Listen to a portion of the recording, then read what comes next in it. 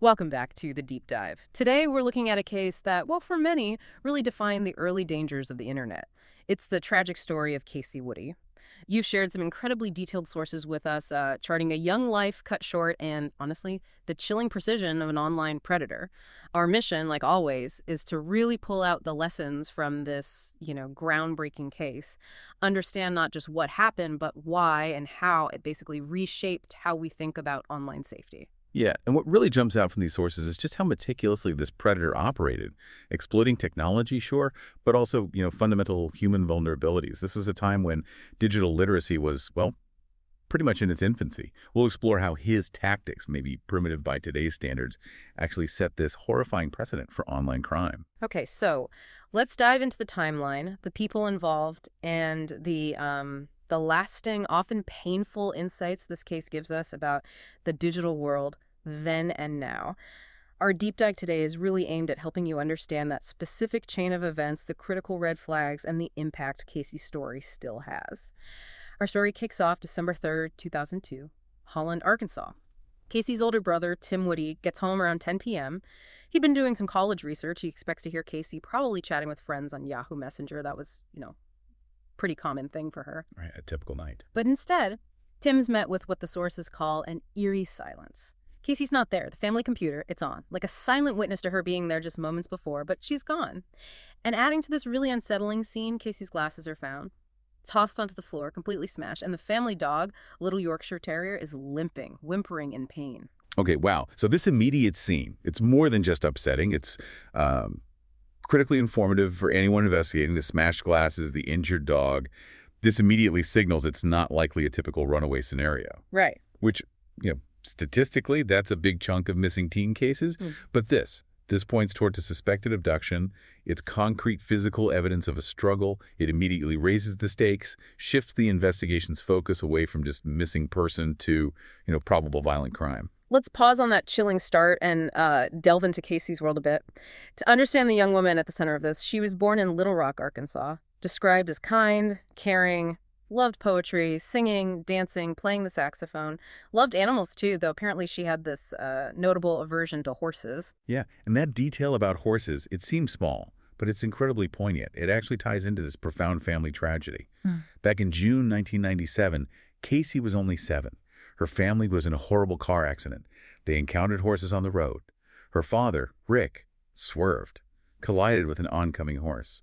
Kacie's mother, Christy, tragically died in that accident. Oh, wow. That's a truly devastating thing for a child to go through. And Kacie, it seems, used poetry as a way to cope. She wrote countless poems dedicated to her late mom. At the time she disappeared, she lived with her dad, Rick, her brothers, Austin and Tim's friend, Eric. Her aunt, Teresa, lived next door, trying, to fill that motherly gap. Right. And this background, it really helps us understand Kacie's emotional landscape. Her sensitivity, maybe a profound need for connection, and perhaps a certain vulnerability stemming from such a huge loss. These become critical threads that predators, like the one in this case, David Fuller, they're experts at spotting and exploiting. They engage in what's sometimes called vulnerability targeting.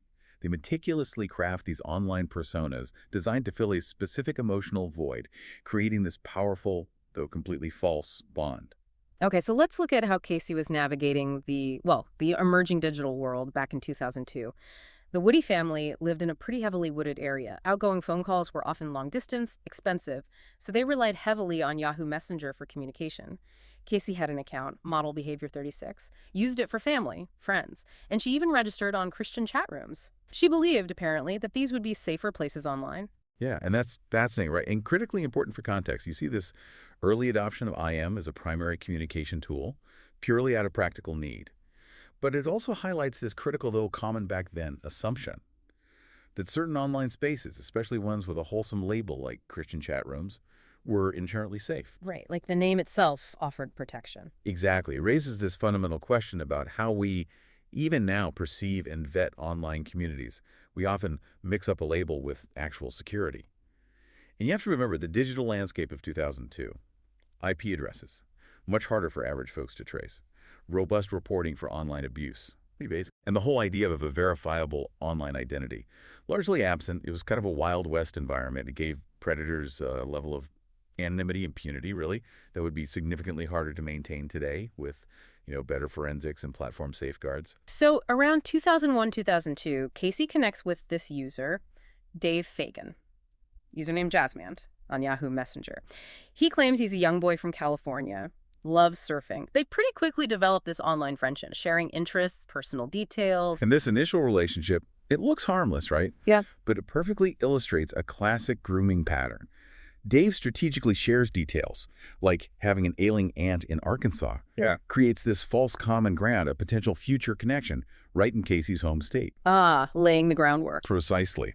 He also mentions turning 18 soon, so he subtly ages himself up without setting off immediate alarms. Makes him seem relatable, but also mature enough to be interesting. It's a kind of future faking, building this shared future story that makes online connection feel more real, more imminent. But not everyone was buying it, right? Kacie introduced him to her best friends, Samantha and Jessica, and they were protective, showing really impressive digital caution for that era, actually. They tried to warn Kacie, told her, don't be so open and honest with people you've never seen before. They stressed that online strangers could be, and this is a direct quote, 80-year-old grandpas wanting to lure young children into their traps. Yeah, those warnings from her friends are incredibly insightful. They represent this early, almost gut-level understanding of online dangers. Even when the internet was still pretty new and undefined for most people, it shows that caution was there, but sometimes it gets overridden by emotional connection or the desire for what feels like adult companionship or even romance. Things predators are experts at cultivating. And Kacie's father, Rick, he was a police officer. He knew she talked to boys online, but his thinking was, as long as Kacie was at home and the boys were elsewhere, Kacie would be safe. And that raises a really important point. Rick's assumption, while understandable for the time, given how new these threats felt, it highlights this fundamental misjudgment. Our physical closeness to a device doesn't mean we're safe from online threats. The danger isn't just physical, it's in the connection, the manipulation, the information shared. That disconnect between perceived physical safety and very real digital vulnerability was a steep learning curve for so many back then. So in the summer of 2002, Rick finds out Dave is turning 18. He recognized the age gap, told Kacie she couldn't talk to him anymore. Kacie, well, like a typical teen, she rebelled. Started talking to Dave on the phone instead. Then, in autumn 2002, something really weird happens. Kacie and Jessica are at Kacie's house. They hear strange noises coming from downstairs as well as outside. They're terrified, barricade themselves in Kacie's bedroom. No landline nearby. So Kacie calls Dave. He tells her not to worry. And then, chillingly, the noises just stop. Right. That intruder incident is deeply unsettling, especially looking back. It's a powerful aha moment for understanding the predator's methods, the noise stopping right after she calls Dave. It creates this chilling implication that Dave was much more involved, more connected to these events than he seemed. Like he was orchestrating it. It strongly suggests that. It wasn't just a random scare. It points to an escalating pattern, maybe surveillance, intimidation. Dave subtly asserting control, showing an alarming awareness of her immediate surroundings. It's a classic grooming move. Create a crisis, then be the one to offer comfort. That deepens the victim's reliance and trust. Then, in October 2002, Kacie meets another boy on Yahoo, Scott, username says2999. Says he's 14, from Georgia, loves football. Kacie and Scott start dating. This creates, a confusing situation with Dave. Dave asks to stay friends, claims he desperately needs Kacie to talk to about his ailing aunt. Yeah, this love triangle dynamic, another manipulation tactic, very sophisticated actually. By keeping that sympathetic connection, pretending it's just friendship and emotional need, Dave stays in Kacie's life. He keeps gathering information. It keeps those communication channels wide open, subtly asserting his presence, preventing Kacie from totally cutting him off, even while she's trying to build other relationships. And despite her friend's earlier warnings about sharing personal info, which were really explicit warnings. Right, Kacie didn't heed them. At some point, she shared her home address with Scott. Later, Samantha and Jessica find a physical picture of Scott, identical to his Yahoo profile pic in Kacie's locker. It had been mailed to her home address. Okay, that detail, the physical photo arriving in her home, that is a massive, terrifying breach, a huge red flag.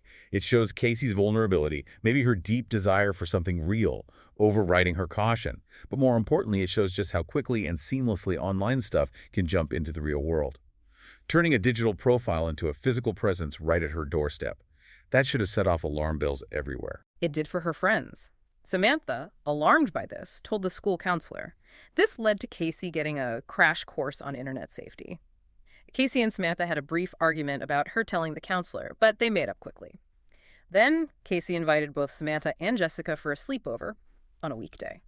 Both girls declined. They found it weird, out of character. Their gut feelings, as we now tragically know, were spot on. So back to December 3rd, Tim finds Kacie missing. The initial investigation, yeah, they consider her a runaway, but her father, Rick, using his police instinct and knowing his daughter, he quickly dismisses that idea. Kacie had been practicing her saxophone just hours before. She left all her warm clothes, her shoes behind, and it was bitterly cold outside. The FBI soon joined the search, validating Rick's concerns. And Rick's firm belief she wouldn't run away. Absolutely critical here. It let investigators move past that common initial assumption fast, pivot quickly to more sinister possibilities.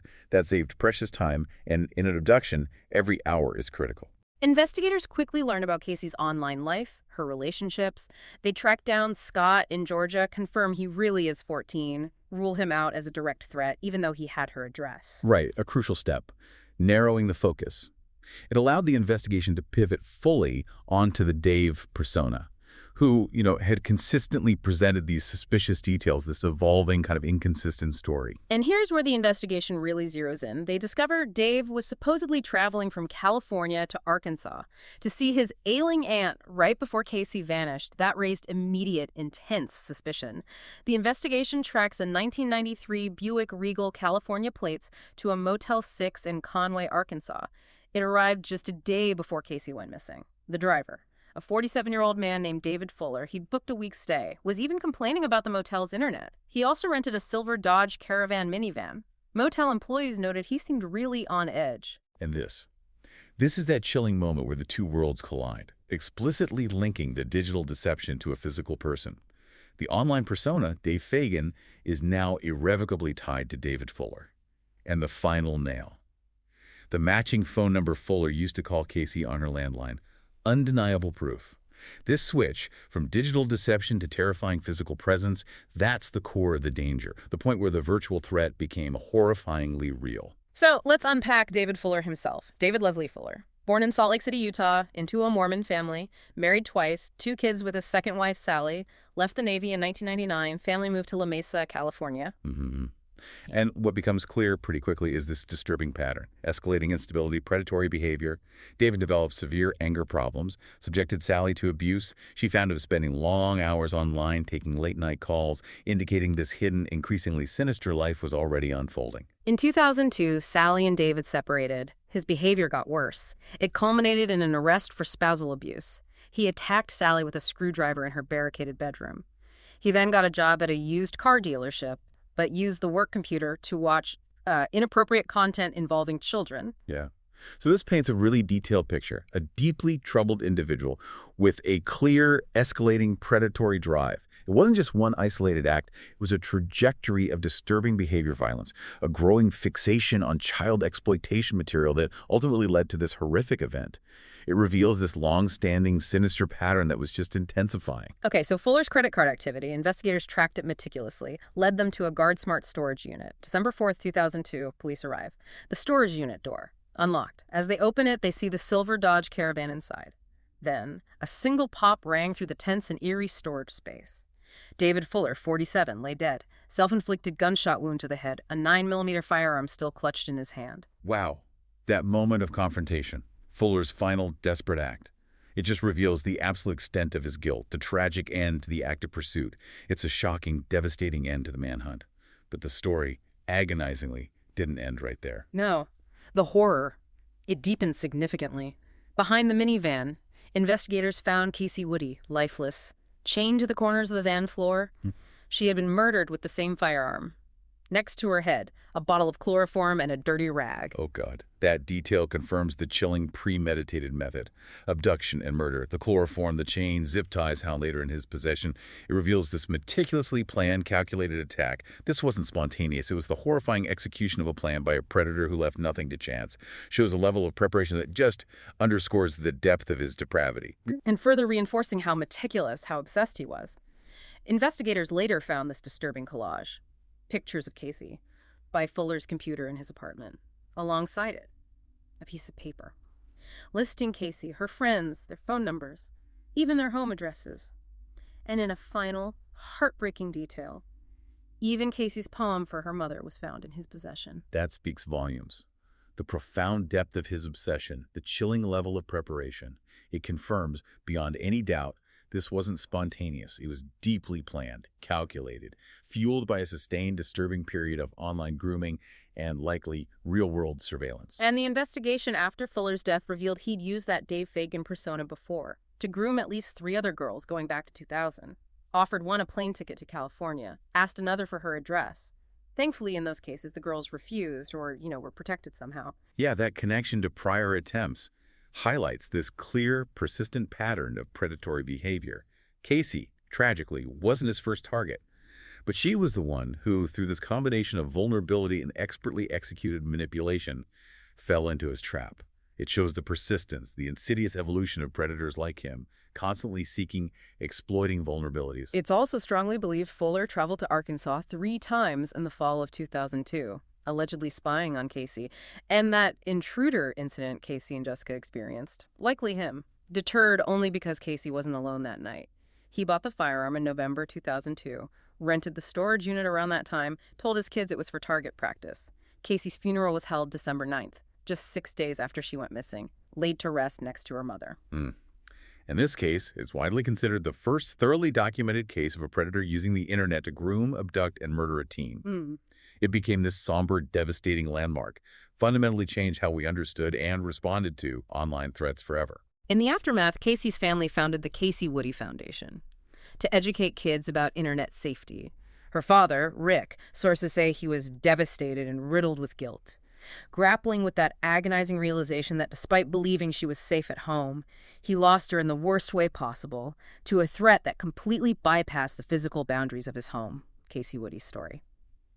It's a stark, foundational reminder, isn't it, of the hidden dangers that came with the early internet, and how those same dangers have only evolved, maybe even multiplied, in our hyper-connected world today.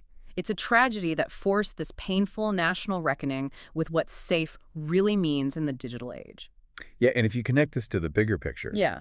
the internet is now ubiquitous, right? That early 2000s idea of just turning it off and walking away, almost impossible today. When you give a child a smartphone, you're not just giving them access to the internet. You're effectively giving the internet access to your child, blurring all those old boundaries between online and offline. So what does this all mean for you listening today?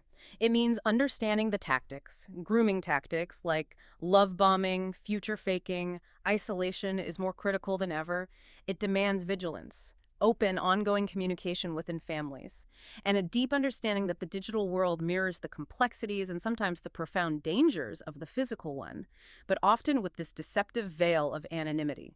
Which raises this important question, I think. In an era where online interaction is constant, deeply woven into daily life, how do we equip ourselves and those we care about with not just digital literacy, but with robust critical thinking skills, emotional resilience, enough to identify and resist these evolving threats, recognizing that the stranger isn't just on the street anymore. They're potentially in your pocket, accessible 24/7. A truly powerful and, essential thought to consider. Thank you for joining us on this deep dive. We hope this exploration of Kacie Woody's story provides crucial insights and, importantly, prompts important ongoing conversations for you and your loved ones.